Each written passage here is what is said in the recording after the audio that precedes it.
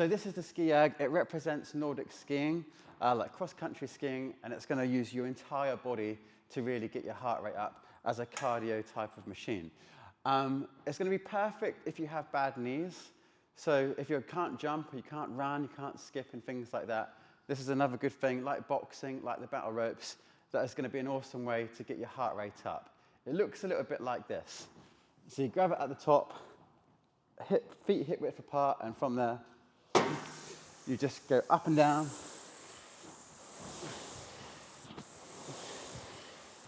And that will get your heart rate up really quickly. Now, breaking the movement down, this is how it should be done. So when you're at the top, the first part of the movement is you hold onto the handles, and you don't want to be using your arms to bring it down, because there's no weight in your arms to get the flywheel at the bottom moving quickly.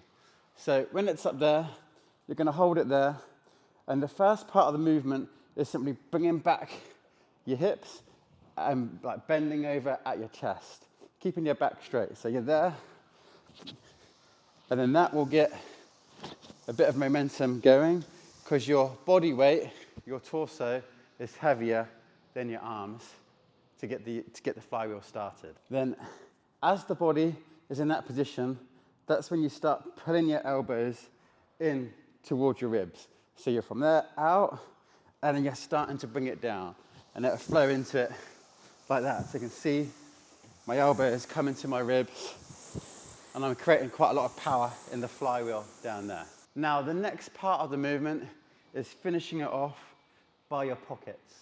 So you're going to hold it here. From there, come down to your pockets. And I'm using all my body weight. I'm throwing my body towards the floor, hinging at the hip. And that is going to create a lot of power behind the flywheel. Now, the next part of the movement is finishing it off and coming back to the top. When you do this, you don't want to be here and doing a little movement like this and trying to go fast, because you're going to get no leverage behind it.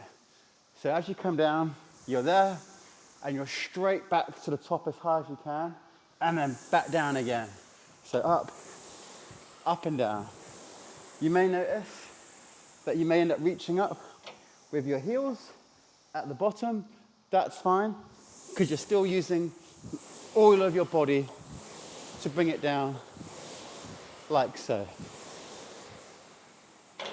I'm getting tired now. Now, the best way to get it started is if it's at a dead stop and the flywheel isn't moving, it's going to be hard to get going off the first one. The first one is going to be the hardest one. The best way to do it is at the top, have them there, do a couple of mini movements just to get the flywheel going, and then start going into it, okay? So when you start, a few mini ones, and then start going down. Now the next part of the ski erg is the screen, which is down here. When you start rowing, it will automatically turn itself on. You don't need to press any buttons. The only parts of this screen you need to pay attention to is the distance in meters. So if we're doing a workout and I'm telling you to do, 200 meters, then swap with a partner or do the next exercise, you just keep an eye on that number there. The other one that you might pay attention to is calories, which you can see just here.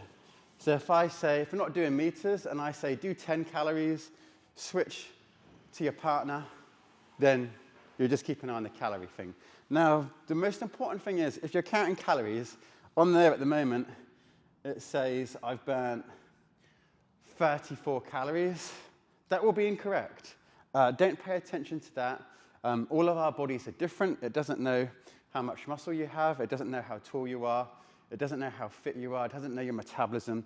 And for that number to be accurate, you need to be in like a science lab, having your oxygen tested and finding out what you're breathing out. So even though if I say we're going to do 20 calories and switch, just don't think you've actually burnt 20 calories. It's just a figure that we'll be using in the workout, because you may have a different body type to someone else, and a machine doesn't know who you are. even though technology is very clever these days. Anyway, that is the ski erg. If you have any questions on it, just let me know, and I'll help you out. But you're not going to work your knees when you do that one. It's going to be an entire body workout. There's no impact going on your knees. So yeah, it'll be very good for you. Take care. Bye.